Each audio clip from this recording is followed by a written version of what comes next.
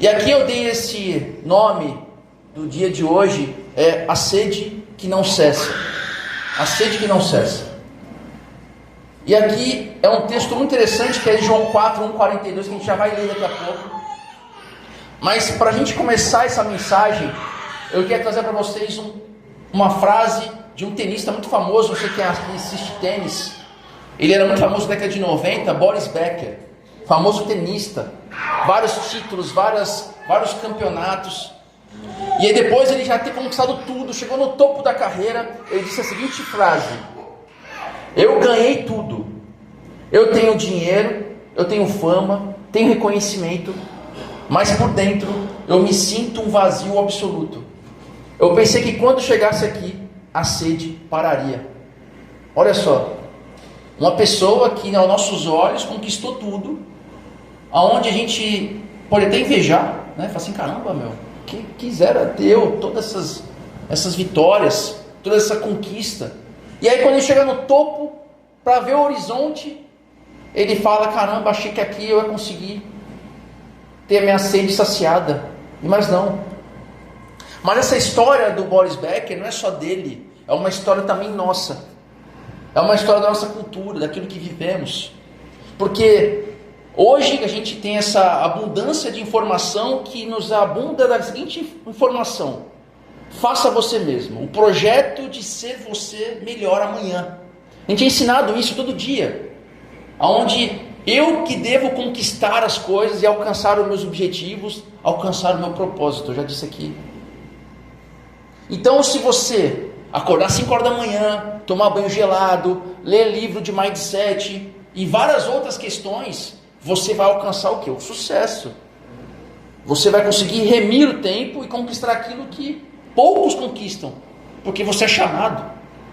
E eu já disse muitas vezes que a gente adora colocar coisas de Deus para validar aquilo que eu já quero. Eu já falei isso aqui anteriormente. A gente tem nossos anseios, nossos objetivos, nossos desejos, e a gente, quando se converte, quando busca Deus, a gente só coloca a cara de Deus naquilo que você já tem buscado. Então a nossa idolatria continua, só que nós revestimos de Deus, mas é um Deus falso que eu crio para mim. Então nós somos ensinados que se você trabalhar o suficiente, se você tiver o corpo perfeito, né? Se você encontrar o parceiro ideal, se você alcançar o status profissional na carreira, tão sonhado, aí você vai ser alguém. Aí você vai poder chegar no topo e falar, agora sim, agora eu posso curtir. Agora eu posso aproveitar, porque agora eu consegui ajuntar o dinheiro suficiente para minha geração e as próximas 2 gerações. Eu sou reconhecido, eu tenho um emprego estável, eu sou concursado, etc, etc, etc. E o sociólogo, eu gosto de trazer muitas atualidades, o sociólogo Philip Riffe resume bem esse espírito da época, porque nós não queremos mais ser salvos de alguma coisa, nós queremos ser satisfeitos. Você quer satisfação, você não quer ser salvo. Então a gente troca aquilo que é. Qual o que é certo? O que é certo? A gente troca pelo que me faz bem. Olha só, você troca o que é certo ser, o que é certo fazer, pelo que me faz bem. E qual que é o resultado de uma busca pelo aquilo que te faz bem? É aquilo que Boris Becker falou, uma alma exausta, porque é uma corrida incansável. É como se fosse aquele ratinho que fica correndo em volta dele mesmo, sem fim. É o cansaço, porque você está atrás daquilo que você nunca vai alcançar, porque Jesus é o ponto final, mas o mundo não entende isso. Porque o vazio do mundo ele ocupa com outras coisas. Só que infelizmente nós como cristãos fazemos o mesmo. Ocupamos Deus com aquilo que jamais poderia ocupar o lugar dele. Então a gente tenta produzir valor a cada dia. Eu quero galgar mais, fazer mais. Só que isso não tem fim, isso não tem descanso para isso. E eu como bombeiro, eu coloquei aqui uma frase legal. Porque é como você quisesse apagar um incêndio com gasolina. Você consegue apagar um incêndio com gasolina? Eu estou de serviço hoje, já teve 2 incêndios hoje em residência. 2 incêndios. A gente tem visto muito, né? Será que você consegue apagar um incêndio com gasolina? E é a mesma forma na nossa vida. Quanto mais você conquista, mais precisa conquistar. Não é suficiente. Você conquistou algo, aquela satisfação é momentânea e já vem aquele vazio, Alguém já experimentou isso? Comprar alguma coisa, comprei, aí depois você, tá, beleza. Já não tem mais sentido, já não tem mais prazer. Então, o mundo nos ensinou a trocar esse Deus, trocar o Deus real, de ficar sobre Deus, e nos colocou numa escravidão invisível, aonde nós somos escravos de nós mesmos, somos escravos de uma autovalidação, um certo pertencimento que só tem em Deus, não tem em nós mesmos. Então o mundo ensina que você buscar Deus, você é um escravo de uma religião antiga, uma religião fajuta. Mas, infelizmente, aqueles que acham que são livres sem Deus, estes sim são escravos de si mesmo, mas não sabem disso. E hoje nós vamos olhar para o encontro de Jesus com a mulher junto a um poço. Ela é nosso espelho. Ela não estava só buscando água ali. Parece algo simples, estava buscando água. Não. Ela estava buscando uma razão de existência. Aquela rotina que a gente vai ver hoje é uma rotina que fazia ela existir. Porque somente isso existia para ela. Mas Jesus vai mostrar, não só para ela, mas para a gente aqui, que o problema não é a sua sede. Não é a tua sede não, Cláudio, não é a sede. Mas é o poço pela qual você está tentando saciar a sede. Então, para isso, eu vou mostrar aqui um trecho no The Chosen. The Chosen é uma dramatização, pessoal. Não é ipsiliteris da escritura, mas é para você também se situar. E eu gosto muito dessa série porque ela traz um Jesus humano. Então, eu queria que vocês pudessem assistir, a gente depois vai ler o texto e a gente poder refletir sobre isso. Para quem está assistindo depois, ou assistindo agora, não sei se está ao vivo, depois a gente põe o link e aí acessa, mas se quiser alguém ver depois, é só colocar lá The Chosen, Mulher Samaritana, que vai exatamente no vídeo que a gente vai mostrar agora. É muito bem feita, né, The Chosen? Eu vi outros vídeos dessa passagem em outros filmes, e aí como eu falei, né, não é um Jesus humano, parece um Jesus robótico, né? Ele vai lá, fala, a mulher fala, e aí o negócio segue. E aqui, por mais que tenha muita dramatização, muita coisa que não está no texto que a gente vai ler aqui, mas eu acredito que foi muito próximo disso. E aí eu queria que a gente fosse ler o texto, que é João 4, de 1 a 42. Tem muita coisa legal para a gente conversar sobre isso. E eu sigo hoje esse sermão aqui, a base dele. A base dele é esse livro aqui, O Jesus que as Mulheres Viram. Como as primeiras discípulas nos ajudam a conhecer e amar o Senhor. Rebecca McCauley. Esse livro é sensacional e eu recomendo vocês a lerem livros de teólogas mulheres. Porque a gente, muitas vezes, só nos abastecemos de teologia do hemisfério norte. A gente não costuma ler escritores do hemisfério sul, escritores latinos, mulheres, negros, visões diferentes. E esse livro é muito legal porque ele fala muito sobre a ótica da mulher e ela, como mulher, ela consegue entender muito bem o que todas as discípulas, em todos os momentos do Novo Testamento, têm esse encontro com Jesus. Então é muito legal, eu recomendo a leitura desse livro. E aí um trecho dessa passagem aqui, eu uso aqui como série, como a base que nós conversamos aqui hoje. E o texto, João 4, de 1 a 42. O texto é longo, mas é importante a gente ler o texto. Às vezes a gente quer consumir tanto o culto, né, que a gente quer fazer uma mensagem com 2 versículos, um versículo, não que também não seja bíblico, mas é interessante a gente ler o texto todo e como é importante.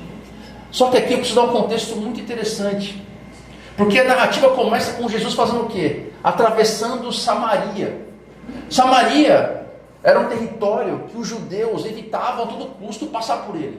Se você olhar o mapa, ele atravessava um caminho muito maior para evitar passar em Samaria. Isso tudo é fruto de uma guerra ética e religiosa que os judeus tinham com os samaritanos. Porque séculos antes, o reino do norte, que foi levado para os assírios, o povo que foi ali começou a miscigenar, e aí nasceram os samaritanos. E 2 séculos antes de Jesus estar aqui, conversando com a samaritana, os judeus destruíram o templo de Gerizim. Destruíram o templo. A gente não vê isso na escritura, mas houve um período de tempo próximo ali do Novo Testamento, onde os judeus, fruto dos macabeus, reassumiram o império judeu, antes de vir os romanos. E aí uma das coisas que eles fizeram é, vamos destruir essa religião. Religião essa que foi criada logo de início com Jeroboão, após a morte de Salomão. Jeroboão, muito sábio, falou: olha, é o seguinte, se eu continuar com uma religião na Judéia, com o templo de Jerusalém, o que vai acontecer? O povo que está em Israel vai começar a continuar adorando em outro país, em outra região. Ele falou: não, eu vou criar uma adoração aqui. Então ele criou um sacerdócio, criou um sistema religioso, criou um templo, e era tudo diferente. Então isso, os judeus tinham raiva, tinham nojo dos samaritanos. Então eles eram contaminados racialmente e religiosamente. Então essa ferida estava sangrando com os samaritanos. Então Jesus, ele chega aqui no poço ao meio-dia. O que isso nos mostra? A gente viu no vídeo. É a hora mais quente do dia. As mulheres costumavam ir em grupos, ou de manhã cedo ou à tarde, para pegar água, para evitar esse calor. Mas essa mulher, ela faz o quê? Ela vai sozinha no sol escaldante. Porque ela era uma excluída dos excluídos. Olha só, que absurdo. Os samaritanos eram excluídos, e ela era uma excluída dos excluídos. Porque nem entre os samaritanos ela era benquista. Ela não queria o peso do julgamento das mulheres da vila. Ela não queria o peso do julgamento. Então Jesus, cansado de uma viagem, porque ele também é humano, ele fala o seguinte: dá-me de beber. Com esse pedido simples, olha só, com um pedido simples, Jesus quebra 3 barreiras: racial, judeus, samaritanos; de gênero, homem conversando com mulher, isso é inadmissível; e moral, um mestre falando com um pecador, falando com um rejeitado. Se tivesse um fariseu ali, ele estaria revoltado, irado com Jesus. Nós vivemos da mesma forma aqui, como acontece nesse momento. Porque nós vivemos uma lógica de exclusão que separa nós deles, nós do pecador, nós do errado. Nós adoramos viver no nosso nicho protegido, daquelas pessoas que andam com a gente, que pensam como a gente. A gente não gosta de estar com pessoas que são contra a gente, pessoas que pensam diferente da gente. Nós não queremos isso. Mas Jesus, ele faz diferente. Ele não vive uma teologia da exclusão, ele vive a teologia do abraço. Ele não quer saber o passado dela. Jesus sabe totalmente quem ela é. Jesus não tinha uma ignorância de quem era samaritana. Jesus sabia 100% que ela era. E mesmo assim ele faz o quê? Ele se aproxima. Ele quer se relacionar. Então as diferenças pouco importam para Jesus. Ele quer um relacionamento. Então, em nenhum momento aqui, Jesus começa com o quê? Com um sermão moralista. Fala assim: olha, mulher, eu conheço teu passado, hein? Teu passado é horrível, pecadora, você tem que se converter. Quantas vezes fazemos a mesma coisa? A gente quer dar moralismo. Eu estava conversando com a Paula na volta ontem, e aí, né, esse falso eu que está dentro de mim, esse impostor que vive em mim, começou a pensar de pessoas. Eu falei assim: não, se eu pegar essa pessoa em tal lugar, eu vou dar um sermão nele, eu vou falar isso, eu vou falar aquilo, ele vai ver só. Eu tenho esse perfil que eu gosto de fazer essas coisas, cara. Mas eu tenho que lutar contra isso, porque isso está errado, é pecaminoso. Então Jesus, ele começa o quê? Não dá um sermão, ele começa pedindo ajuda. Olha só. Jesus, ele não tolera o pecado, porque ele sabia o pecado dela, mas ele valoriza quem? A pessoa. Ele quer entrar no mundo para resgatar pessoas e não para esmagar pessoas. Fazemos muitas vezes o contrário. Gostamos de esmagar as pessoas porque nos achamos melhores que ela. Mas essa conversa, ela muda rapidamente de uma água física para que uma água que ele fala que é uma água viva. E ele fala um diagnóstico muito importante. Ele fala assim: olha, quem beber dessa água, essa água física, tornará a ter sede.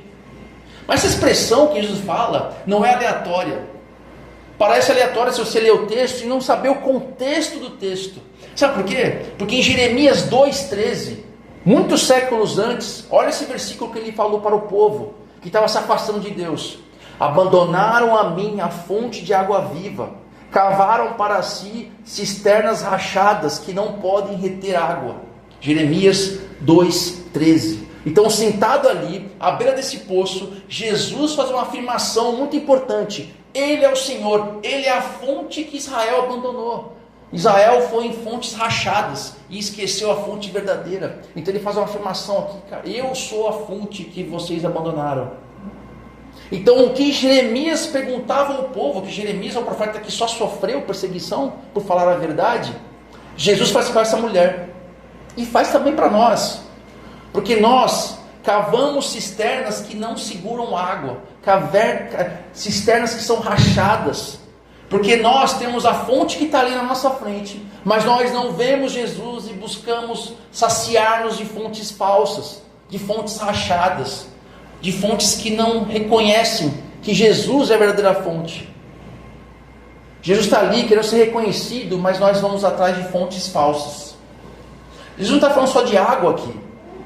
Ele está falando de tudo aquilo que nós depositamos nossa confiança, porque sem água você morre, não é verdade? Você consegue ficar sem comer dias até. Dias sem comer. A gente viu na Venezuela, terremoto, pessoas ali dias, mas sem água, a sua resistência é muito menor. Sem água é impossível viver.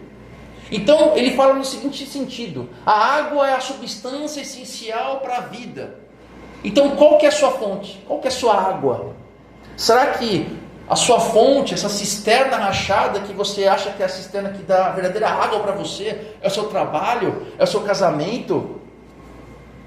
Será que você tem se segurado em coisas pelas quais não são o verdadeiro Cristo? Você criou falsos cristos para você se apoiar.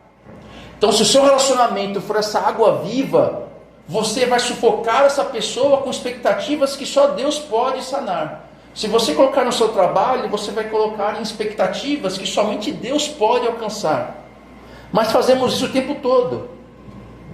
Nós somos incentivados a transformar o que é bom em essencial, em fundamental. Muita coisa boa, nós damos bom testemunho, nós damos, olha, vamos chegar aqui frente da testemunha, e você dá testemunho disso e daquilo outro. Muitas vezes a bênção vira maldição, porque você transformou aquilo que é bom como fundamental. Você substituiu Deus por um Deus falso. E você vai na igreja, e você vai lá na frente, e conta a bênção, o pessoal aplaude. Nós chamamos isso de idolatria. A Bíblia chama de idolatria. Qualquer coisa que você perder, ou minimamente achar que você pode perder, que você não tem mais razão de tê-la, e isso vai fazer com que você perca a sua essência de quem você é, e isso é uma idolatria.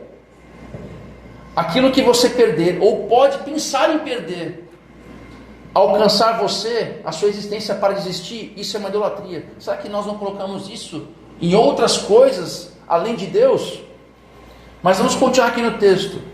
A mulher ainda está presa no pensamento literal, porque ela está falando de água. O papo aqui é água. Então ela fala o seguinte: então peraí, se você me der essa água, eu vou parar de vir aqui. Que maravilha, Jesus, me dê essa água, porque eu não preciso mais vir aqui. Essa água vai me saciar para sempre. Então nós, assim como ela, queremos o quê? Soluções mágicas para problemas externos. Jesus, ele não quer resolver um problema externo da água que pode acabar e amanhã vai ter que buscar de novo. Ele quer tratar do coração, algo interno. Fazemos o mesmo? Será que não? Jesus no Novo Testamento, por várias vezes, ele chegava para o cego: você quer ser curado? O que você quer? Ele fala assim: o que você quer? Não é óbvio que o cego não quer enxergar? Mas às vezes nós estamos tão cegos do nosso problema, da nossa questão, que nós pedimos para que Deus faça coisas que não são as verdadeiras coisas que precisam ser feitas por Jesus. Nós queremos só que Jesus dê soluções mágicas para aquilo que eu estou sentindo e para aquilo que eu estou vivendo, mas esquece de pedir o básico, que é o que? Relacionamento com Ele, porque através de um relacionamento com Ele, a maturidade de Deus virá, e não que os problemas acabarão, talvez eles até aumentarão, mas Ele fará com que a minha alegria em Cristo fará com que eu consiga vencer esse problema de uma forma que eu consiga ultrapassá-lo. A mulher samaritana, com certeza, ela continuou pegando água lá. O problema continuou. O problema dos maridos ali, os outros 5 maridos, já atual que não era, não foi resolvido naquele momento. Mas ela teve um encontro com Jesus, que pela qual todos os problemas agora não pareciam mais problemas. Agora havia um Cristo que deu para ela razão de viver. E com certeza, com o passar do tempo, ela deve ter resolvido, ou não, a maioria desses problemas. Mas uma coisa ela se resolveu. Ela resolveu o relacionamento que ela precisava, que era com Deus. Nós fazemos a mesma coisa. Pedimos coisas de Deus, sem realmente querer a Deus. Será que nós fazemos mesmo? Será que eu e você não temos trocado um relacionamento com Deus de mero consumismo, aonde eu peço algo dele e basta? E não queremos a presença dele? Mas vamos prosseguir aqui. Jesus, então, ele foca na ferida dela. Vai, chama teu marido. Jesus já sabia de tudo. Vai, chama teu marido. E a resposta dela é uma meia verdade. Olha, não tenho marido. Jesus revela: verdade. Você está falando algo que é verdade mesmo, mas é uma meia verdade, porque você teve 5 e o atual não é o seu marido. Por que Jesus fez isso? Será que ele queria humilhar ela? Agora eu vou pegar essa mulher aqui e vou humilhar ela. Não. Jesus não quer humilhar para libertar. Nós não precisamos humilhar ninguém para libertar ninguém em nome de Jesus. Não precisamos disso, porque Jesus já sabia toda a história dela antes de pedir água. Ele entrou na conversa conhecendo ela por inteiro. Talvez Jesus conhece mais ela do que ela mesma. E mesmo assim, mesmo Jesus conhecendo ela integralmente, 100%, ele resolve se sentar-se ao lado dela e pedir água para ela. Isso muda tudo. Nós temos um Deus que ele não espera que você explique tudo para ele de quem você é, do que você está sentindo, do que você está passando, para que ele decida te aceitar. Jesus não quer isso, porque ele já te conhece integralmente, Cláudio. Ele conhece você 100%. Ele é um Deus que sabe o pior do Cláudio, o pior do Alex, o pior do Felipe, o pior de mim. E mesmo assim ele inicia o nosso relacionamento. Ele que dá o primeiro passo. Então aqueles 5 homens, a gente não sabe o que é. A dramaturgia trouxe ali uma história de 2, mas na Bíblia não fala daqueles 2. E ela se sente chocada, porque ele sabe a história deles. É plausível. Mas nós não sabemos de fato quais eram os motivos pelas quais ela tinha 5 homens e esse não era. Mas uma coisa a gente sabe: talvez aqueles 5 homens eram poços pelas quais ela tentou alcançar uma felicidade. Ela tentou beber dessa fonte, desses 5 maridos, desses 5 pessoas, esses 5 homens que ela se relacionou. Talvez ela tentou encontrar a identidade dela, o valor dela com essas pessoas, mas cada vez terminava isso em mais sede. E eu vejo que a dramaturgia seguiu esse caminho. Todos nós carregamos esse medo. Será que essas pessoas soubessem tudo sobre nós? Nossos pensamentos, nossos fracassos escondidos, nossos relacionamentos quebrados, aquilo que você tem de pior em você. Será que nós ainda seríamos amados por quem está conosco? Será que nossa esposa, nosso marido, nossos filhos, nossos pais, nossos amigos estariam comigo, estariam com vocês, se eles soubessem tudo de você assim como Jesus? Será? Será que você não seria largado? Fala: nossa, Cláudio, agora que eu conheci você por inteiro, eu não quero mais te ver. Você é uma pessoa horrível, porque nós somos horríveis, somos deprimentes sem Jesus. Mas essa mulher encontrou um Jesus que conhecia ela tudo, 100% de tudo, e mesmo assim não se afastou. Esse é o Evangelho de Jesus: ser plenamente conhecido e ser plenamente amado. Esse é o Evangelho: ser plenamente conhecido, plenamente amado ao mesmo tempo pela mesma pessoa. Jesus, ele plenamente te conhece, mas ele plenamente te ama por isso. Mas essa conversa começa a progredir e ela fica pessoal demais.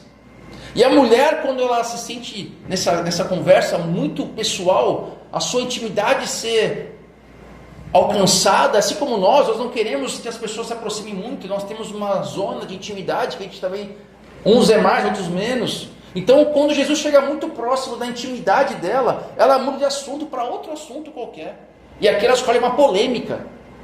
Qual o lugar de adoração correto? É no Monte Gerizim? É em Jerusalém? É muito fácil a gente mudar de assunto, a gente mudar totalmente de assunto para fugir da realidade. Nós trocamos, quando o nosso assunto contra a questão moral nos é alcançada, nós fugimos para outras coisas. Nós não queremos que a nossa moralidade, a nossa essência seja alcançada. Então nós trocamos com essa forma de agir, assim como ela faz, fazemos o mesmo, porque nós trocamos a seguinte pergunta: o que há de errado comigo diante de Deus? A gente deveria fazer essa pergunta diariamente: o que há de errado comigo diante de Deus? Mas nós trocamos para aquilo que é mais confortável, o que me faz me sentir mal.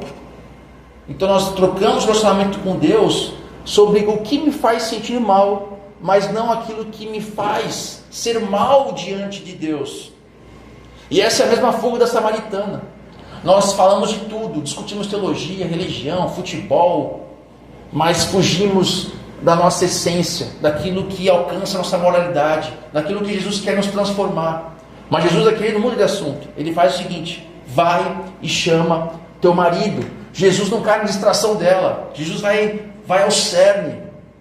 E ele fala: olha, a verdadeira adoração não depende de lugar, é espírito e é verdade. E ele fala: eu sou o Messias. O eu sou é a mensagem do Antigo Testamento, é o tetragrama, é o nome de Deus. Eu sou o que fala contigo. O eu sou é a palavra, é o nome que Deus se fez conhecido para Moisés na sarça, lá no deserto. E aqui é o ponto mais importante, porque em todo o Evangelho de João, daqui para frente, Jesus se apresenta como o pão da vida, a porta, o caminho, a luz do mundo, o bom pastor, para um monte de gente, para os fariseus, em público. Só que a primeira vez que Jesus fala que Ele é o Salvador, o Senhor, o Messias, Ele faz no particular para uma mulher samaritana excluída dos excluídos. Olha só, Jesus não quis ir lá no lugar com um monte de gente e fazer essa declaração, não. Ele escolheu uma mulher samaritana, excluída dos excluídos, para falar quem Ele era. Ele se revelou a ela, a uma pessoa que uma cidade inteira tinha motivos para descartar. Foi a primeira que Deus escolheu. Deus escolheu o excluído dos excluídos para se revelar como Deus. E esse é o reino contra a maré. Porque a nossa realidade, somente quem tem credencial, quem tem dinheiro, quem tem status, quem tem poder, quem tem cargo, quem é pastor, quem é bispo, quem é apóstolo, tem audiência. Mas Jesus, ele se identifica com quem não tinha nem entrada para o reino. O samaritano não era nem quisto como alguém que ia ser salvo perante os judeus. Mas Jesus escolhe um samaritano para fazer essa revelação. E aí então, nesse meio termo, os discípulos chegam e ficam o quê? Chocados. Eles ficam pasmos. Se você vê o diálogo dos discípulos com Jesus, é meio sem sentido. Porque eles estão perdidos, eles estão pasmos. E a mulher, nesse inteirinho, quando eles estão chegando, a mulher faz o quê? Ela larga o cântaro. Ela larga aquilo que era o sinal da sua dependência e rotina diária, de ser o que ela é, de buscar o que ela é. A rotina da sua vergonha, de estar sempre sozinha, de ser rejeitada. E ela faz o quê? Ela fala: olha, Jesus, deixa eu ir com o Senhor, porque eu sou uma rejeitada aqui. Deixa eu ir com o Senhor. Não, ela faz o quê? Ela vai para a cidade que a rejeita e fala lá, para todo mundo ouvir: vinde ver um homem que me disse tudo quanto tenho feito. Será que aquela cidade não sabia o histórico dela? Será que seria legal o Felipe chegar lá, nesse lugar que ele é excluído, e chegar assim: ó, pessoal, Jesus veio e me contou um monte de coisa que eu tenho feito. Eu tenho feito isso. Você conseguia fazer isso?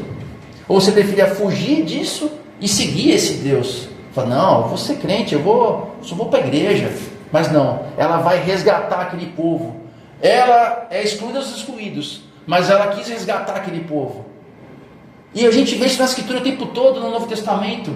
Pessoas que, quando se encontram com Deus, largam tudo que estão fazendo e seguem Deus. Pedro fez isso. O cego no caminho que é curado, ele larga a sua capa, e ela largou o seu cântaro. Aquilo que é indispensável para a vida deles, eles largaram para seguir o que era agora o mais indispensável, o próprio Deus. E aí os discípulos, como estavam perdidos, estavam pasmos, estavam sem assunto. Aí ele fala assim: Jesus, não quer comer? Do nada eles falam isso: Jesus, você não quer comer? Não tem sentido. Estão conversando, falando coisas importantes. E aí Jesus responde. Quando eu falo assim: pessoal, vocês não estão entendendo. Jesus, quando você lê os evangelhos, você fala assim: Jesus, você tem uma paciência com esse povo. Aí Jesus fala o seguinte: olha, o que é comida para mim é fazer a vontade daquele que me enviou. E aí ele vê quem? Ele vê o povo da cidade vindo, porque aquele povo fala assim: caramba, essa samaritana que a gente exclui, veio gritar aqui na cidade que, olha, alguém está falando o que eu fiz. E eu fiz isso. Ela se revelou aquilo que todo mundo sabia, que a fofoca corre solta. Então, quando Jesus olha aquilo, ele fala: olha, pessoal, vocês estão falando de comida, que eu estou com fome. Olha só o que é minha comida. Essa galera vindo aqui, ó. O que Jesus está ensinando aqui? A gente, como igreja, a gente está só preocupado com a gente aqui, nossas dores, nossas aflições. Mas nós somos chamados a ver as feridas ao redor, as feridas que nós vemos na nossa realidade, na nossa família, as pessoas que não amam a Cristo, as pessoas que têm um vazio, que ainda estão com o cântaro, com uma água que mata a sede temporariamente. Mas nós somos míopes, não enxergamos. E a cidade inteira vai ver Jesus. E muitos creem só com o testemunho dela. Falam assim, caramba, se ela veio aqui falar com a gente, com certeza é algo incrível. Eu vou crer só no que ela falou. Mas muitos foram lá para ver, e eles foram para ver e confirmaram. É Jesus. Agora cremos que há o Salvador do mundo. Um povo criado geração após geração para odiar os judeus. O testemunho de uma excluída do seu próprio povo. Eles pedem que Jesus fique por 2 dias. Não tem sentido. Olha como as pessoas foram transformadas. Será que isso não é um chamado para nós como igreja? Será que nós só queremos ter na nossa comunidade os comportadinhos? O Alex vai falar com o pessoal do trabalho e fala assim, cara, mas acho que esse cara aqui é quase crente. Eu vou falar com Jesus para ele que ele tem cara de crente. E eu sou um exemplo disso, porque se o meu amigo lá na escola, lá no colegial, ele tivesse pensado assim, ele nunca tinha me evangelizado, eu era o pior da sala. Eu era o cara mais sem noção, mais sem cultura, mais bizarro. E eu zoava com a cara dele. E usava pouco, usava muito. E ele tinha tudo a perder para me chamar para a igreja presbiteriana. Ele tinha pais, líderes da igreja. Ele tinha família de gerações. Ele tinha tudo a perder. Vai chamar esse maluco para a igreja? O que esse cara vai fazer? Ele tinha reputação a seguir, mas ele desistiu de seguir essa reputação para fazer com que ele via em mim e falasse, não, o evangelho de Cristo pode transformá-lo. E ele deu umas novidades lá, mas graças a Deus, Deus me libertou antes de dar mais novidades. E é isso que é legal. Deus, Ele quer o outro perigoso em nosso lado. Porque Jesus transforma esse outro perigoso. Esse outro que a gente não quer. Mas, como Jesus pode nos dar essa água viva? João, lá na frente, responde isso. Jesus, para que desse essa água viva, essa mulher e a nós, Ele mesmo teve que sentir sede. Na cruz, Ele gritou, tenho sede. Ele é a fonte das águas vivas. Ele experimentou uma sede suprema, que é a separação do Pai na cruz, para que nós nunca mais precisássemos ser excluídos, assim como a mulher samaritana. Não precisamos mais ser excluídos. A primeira vez que Jesus disse eu sou neste evangelho, foi para oferecer a água viva a uma mulher sedenta no poço. A última vez que vemos Jesus fazer o mesmo, foi numa cruz, e Ele disse, tenho sede. Ele ofereceu a si mesmo, de graça, ofereceu a sua vida, para que nós fizéssemos e pudéssemos ser saciados para sempre. Ele sofreu por isso. E qual a aplicação para nós nessa manhã? 3 aplicações. A primeira delas é, deixe o seu cântaro. O que você tem carregado consigo, que é aquilo que te salva, aquilo que você não precisa largar. É aprovação, é performance, é trabalho, é controle sobre as coisas. Será que é isso? Será que esse é o seu Deus? Jesus quer que você se arrependa hoje desse Deus, porque Jesus já conhece tudo que você tem feito, e mesmo assim Ele está do seu lado. Ele sabe o que você tem feito, mas Ele está do seu lado. Então, se Ele está do seu lado, sabendo tudo que você é, essa busca, essa sede que você tem, que é insaciável, Jesus fala assim, olha, eu tenho água viva. Você não precisa mais me impressionar. Você não precisa se fazer de crente. Eu sei quem você é. Jesus quer que essa máscara, esse cântaro que você tem levado, você pare de usar, fingindo aquilo que você não é. Se entregue nos braços dele. A segunda é muito importante. Saia da sua bolha. Saia da sua bolha e acolha. Jesus não foi para Samaria de bobeira. Ele teve um propósito.